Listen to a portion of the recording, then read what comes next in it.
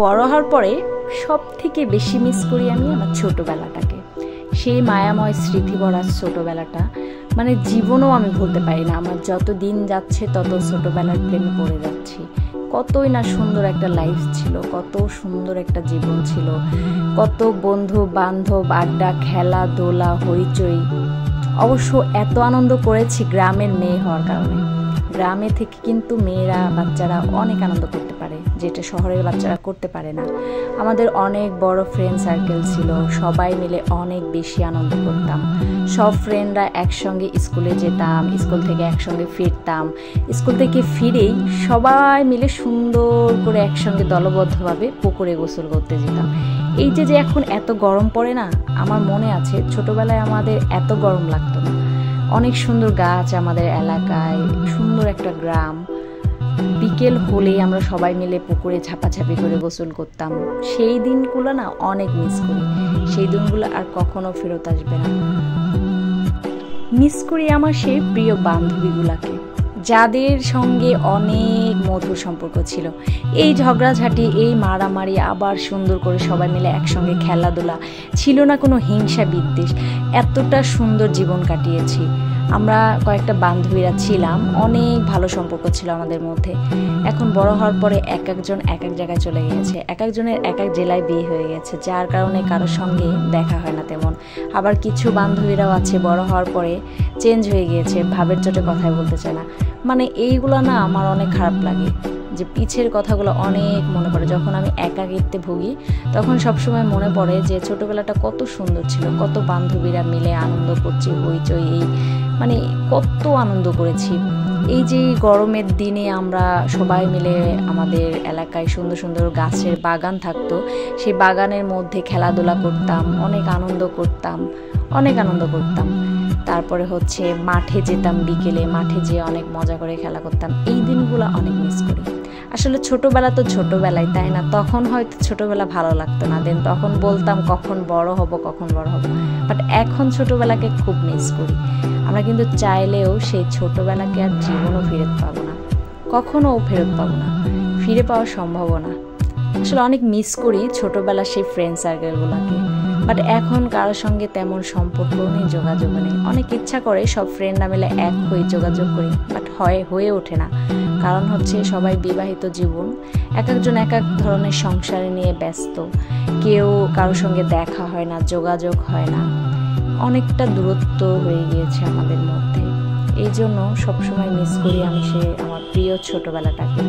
এখন বড় হয়েছি, নিজের সংসার হয়েছে, বাচ্চা হয়েছে, নিজে বিজনেস করছি, সব মিলে অনেক ব্যস্ত থাকি। এই ব্যস্ততা জীবনটা না কেমন যেন, আমি অনেক সময় ভাবি যে এই ব্যস্ততা জীবনটার থেকে তো সেই ছোটোবেলার জীবনটাই সুন্দর ছিল। তখন ভাবতাম যখন বড় হব, কখন বড় হব, কখন নিজে ইনকাম করব, কখন অনেক টাকা নিয়ে বাজারে দোকানে যেয়ে বিস্কিট কিনে খাবো। ছোটোবেলায় এই চিন্তাটা করতাম।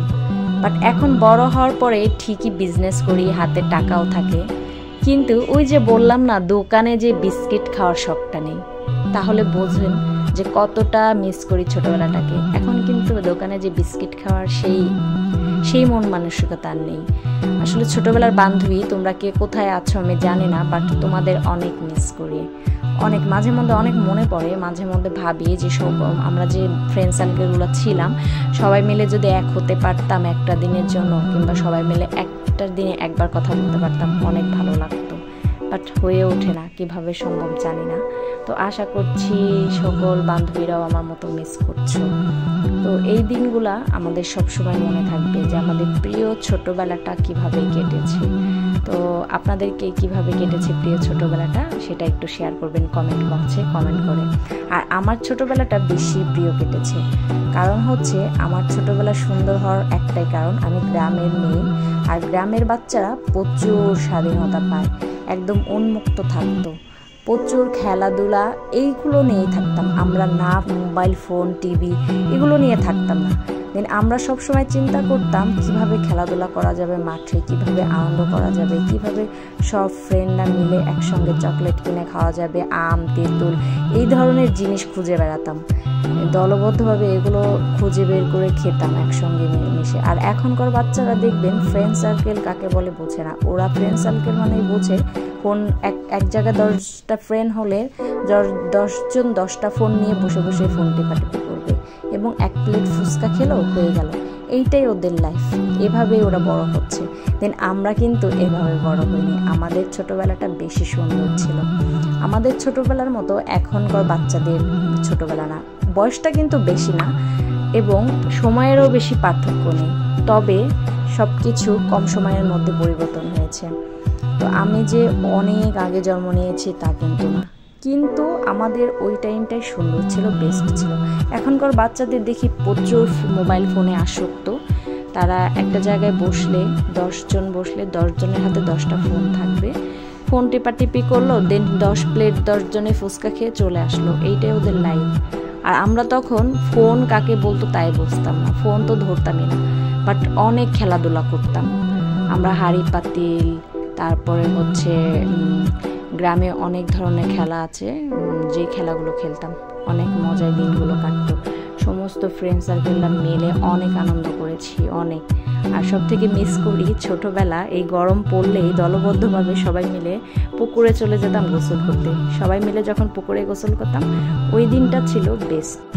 যতই আফসোস করি না কেন, সেই ছোটোবেলার দিন আর ফেরত পাবো না জানি, তবুও মিস করতে তো সমস্যা নেই।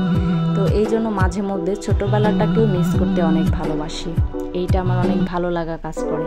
তো আশা করছি আজকের ভিডিওটা ভালো লাগবে। একসঙ্গে অনেকগুলো কেকের ভিডিও দেখালাম। তো কেকগুলো যদি ভালো লাগে অবশ্যই লাইক কমেন্ট করবে, আর কার ছোটোবেলা কেমন কেটেছে অবশ্যই কমেন্ট বক্সে জানাবে। তো সবাই ভালো থাকবেন, সুস্থ থাকবেন, সেই সাথে ভালো লাগা কাজ করলে আমার পেজটাকে ফলো দিয়ে আমার পাশেই থাকবেন। ধন্যবাদ সবাইকে, সবাই ভালো থাকবেন। আল্লাহ হাফেজ।